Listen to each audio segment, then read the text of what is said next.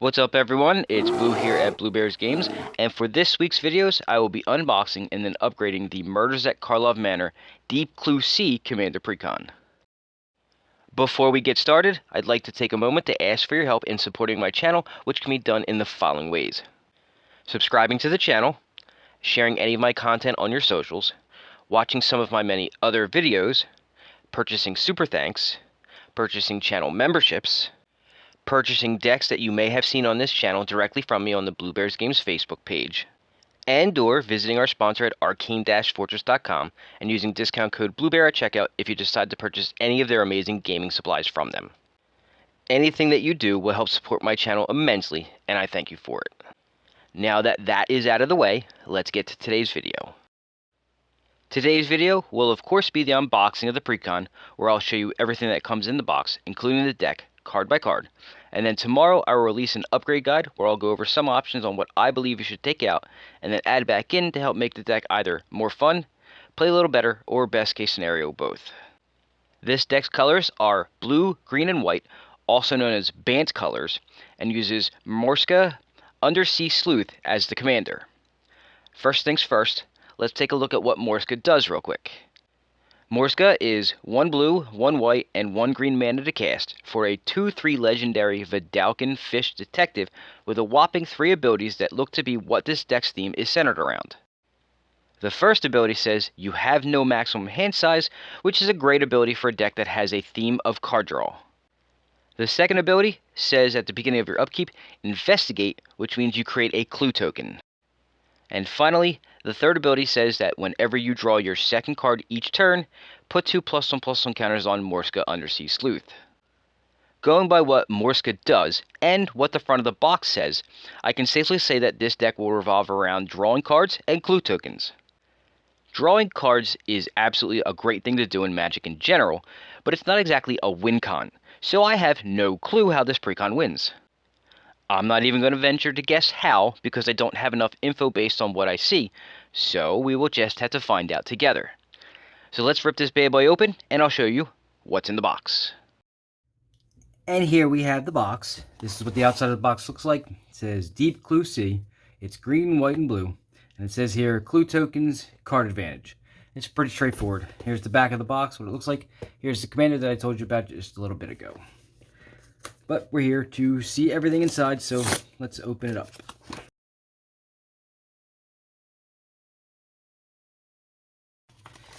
This is what the little insert looks like. Now it has planeswalker symbols on them, which isn't really that great. Not really much use for that. And then +1/+1 counters on the back. As there is always a insert.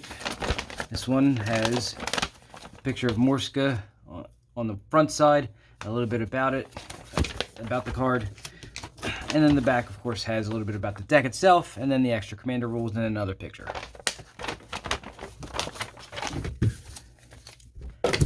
Alright, then we also get the deck itself. Wait, I'm missing something. Where's the deck box? There we go. Nope, we're not going to do that. We have a life wheel, the generic one, then the box itself, which I will put together and show you all 4 sides.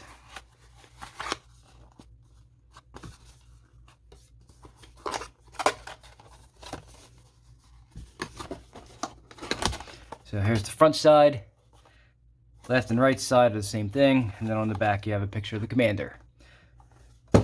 Now we have the deck itself, and then we have the Collector's Booster Sample Pack, which I will open.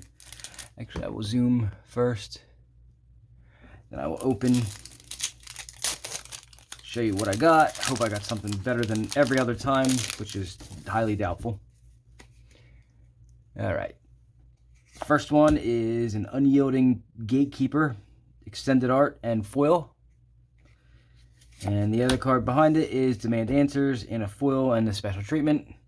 So again, nothing spectacular. As I always say, we're here for the deck, so why don't we get to it.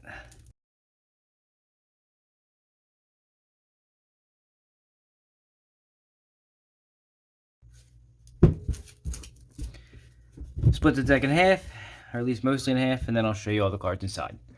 So here we go. Here is the thick version of Morska.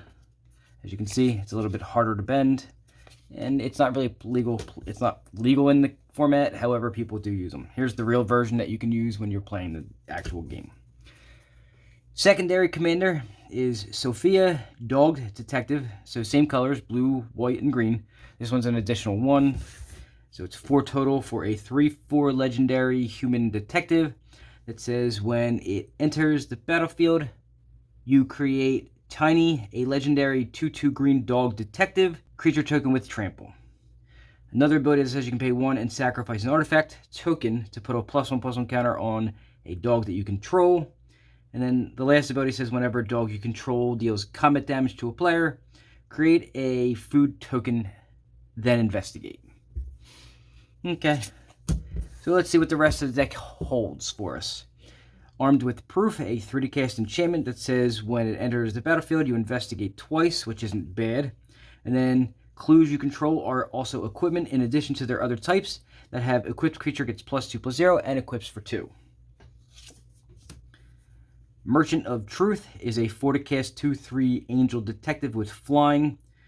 Whenever a non-token creature you control dies, you investigate. And then clue tokens you control have Exalted. That's actually pretty good. Serene Sleuth is a 2 to cast 2/2 human detective that says when it enters the battlefield, you investigate, and then at the beginning of combat on your turn, investigate for each goaded creature you control. Then each creature you control is no longer goaded. Weird, an anti-goad card. Detective of the Month. This is a 3 to cast 2/3 human detective with Ascend. An ability that says as long as you have the city's blessing, detectives you control can't be blocked. And then whenever you draw your second card each turn, you create a 2/2 white and blue detective creature token.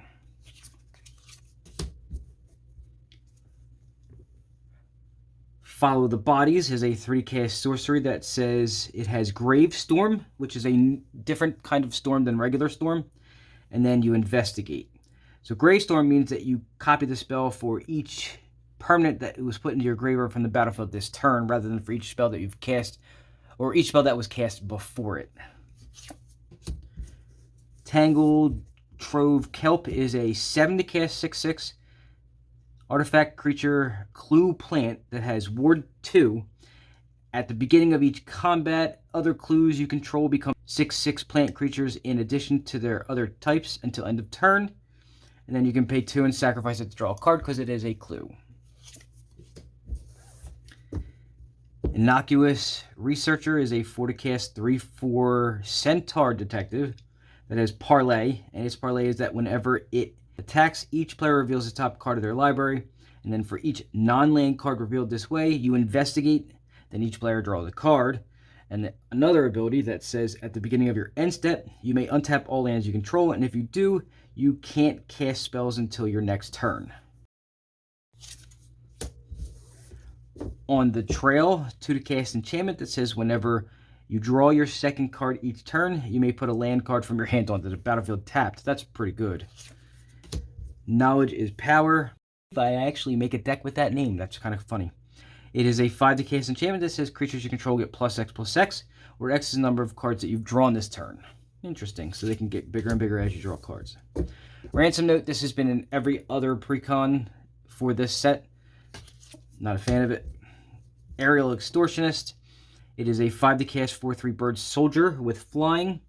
Whenever it enters the battlefield or deals combat damage to a player, exile up to 1 target non-land permanent, and for as long as that card remains exiled, its owner may cast it. And then another ability that says whenever another player casts a spell from anywhere other than their hand, draw a card. Benny Brack's Zoologist. This is a reprint. This is a very needed reprint. Same thing with Farewell. Really good removal spell. Fumigate, another removal spell. Organic Extinction, another removal spell. Search the Premises. This, I believe, is a reprint, but I'm going to read it because I don't remember it. It's a 4 to cast enchantment that says whenever a creature attacks you or a planeswalker you control, you investigate, which is actually not bad either. Okay. Alondra Skydreamer. This is a Jumpstart reprint. Confirm Suspicions. Not really that great of a counterspell. Ethereal Investigator. Don't recognize this one either. It is a 40 cast 2/3 with flying that says when the investigator enters the battlefield, you investigate X times, where X is the number of opponents that you have, and then whenever you draw your second card each turn, you create a 1/1 white spirit creature token with flying. Finale of Revelation, good card draw. I actually needed one of those. Kappa Cannoneer. Mechanized Production, it's an alternate win con. Then Deer Kraken, this is a token creator and it gets bigger itself. Shimmer Dragon, Teferi's Ageless Insight, is a legendary enchantment that helps you draw more cards. Tezzeret, Betrayer of Flesh, is actually a decent version of Tezzeret. Thought Monitor has affinity for artifacts, and you should have a bunch of clue tokens. Hornet Queen, Jirel, Killer Service, don't recognize this, so I will read it. It's a 30 cast enchantment that says when it enters the battlefield, create a number of food tokens equal to the number of opponents that you have, and then at the beginning of your end step, you may pay 2 generic and sacrifice a token, and if you do, create a 4/4 green Rhino Warrior creature token. Tireless Tracker helps create clue tokens for you. Adrix and Nev, Twin Casters, this is a token doubler. Tulane, I'd make a deck on that as my own personal deck. That's a really good reprint. Disorder in the Court. Essex, Fractal Bloom. Hydroid Krasis. This was a really good card, an expensive card a while ago. Coma, Cosmos Serpent. This is a card that people use a lot for commanders themselves, and it's a really good deck. Linus, Cryptozoologist. Selvala, Explorer Returned. Academy Manufacturer, great reprint. Very, very good one. Idol of Oblivion for some card draw. Inspiring Statuary so that you can have your spells be cast easier. Nettle Cyst. Psychosis Crawler, that's a natural fit for this. Some budget lands, we're going to have Canopy Vista. It's a 3-color deck, so there'll be a bunch of stuff like that. Exotic Orchard, Irrigated Farmland, Prairie Stream, Scattered Groves, Sky-Colored Expanse, Spire of Industry, because this is a heavy artifact deck. Sungrass Prairie, the Temple, crap, all the crappy temples, yep. And then we're done with that, so we're going to move on to another section. It's Swords to Plowshare, so targeted removal. Second half of the deck is Erdwall Illuminator for your investigative purposes. Junkwinder, ongoing investigation. Whirler Rogue, Graph Mole, Ulvenwald Mysteries, not bad. Wilderness Reclamation, Wave Sifter, Arcane Signet, Azorius Signet, Simic Signet, a Soul Ring, Talisman of Curiosity, Progress, and Unity. So all the talismans are here. And then Azorius Chancery, it's a bounce land. Magnifying Glass, that's a natural inclusion. Command Tower, Crows and Verge, Lonely Sandbar, Path of Ancestry, Reliquary Tower, that makes a lot of sense. No Thought Vessel in here, but it was in the other deck, that doesn't make sense. Seaside Citadel, Secluded Steppe, Selesnya Sanctuary, Simic Growth Chamber, Temple of the False God, Tranquil Thicket. We're going to have the basics, so plains, islands, and then forests. And then the tokens are Drake Token, Tiny Token, not in a literal sense, City's Blessing, Clue Token, Thopters, more clues, more drakes, Spirit and Tentacles. And then on the back side, we've got Coma's Coil, which is necessary, some Phyrexian Germs, Coma's Coil again, Food, Treasure, Rhino Warriors, Insects, Human Soldiers, Eldrazi, and Cat. And that, my fellow Spellslingers, is what comes in the Murders at Karlov Manor Deep Clue C Commander Precon. Of all the Murders at Karlov Manor Precons, this is by far my favorite one. Between the color combo and the theme of drawing cards by using artifact clue tokens, this looks like the most fun of the four. I also noticed that the win con for this deck is token creature based, which is a strategy that I like as well.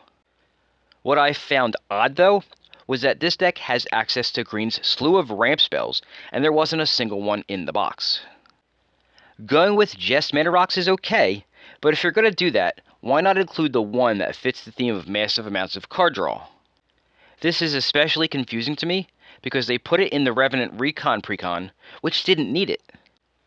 Oh well, that's just something I'll talk about in tomorrow's upgrade guide, I guess. Speaking of that, there doesn't appear to be a lot of upgrades needed for this deck upon initial review, but I'll take a closer look and see what parts need improvements. So please join me tomorrow for the upgrade guide. Well folks, that's all for this video. Thanks for watching, and if you're looking for more Magic content to watch, please go browse my channel and take a look at some of my many other videos. I've made plenty that I believe you'll enjoy, and then please be sure to check back tomorrow for that upgrade guide. Before you go, please smash that like button and subscribe to the channel if you haven't done so yet so that you can be notified anytime that I release new content, which is typically every Friday. Have a great day, and I will see you all tomorrow.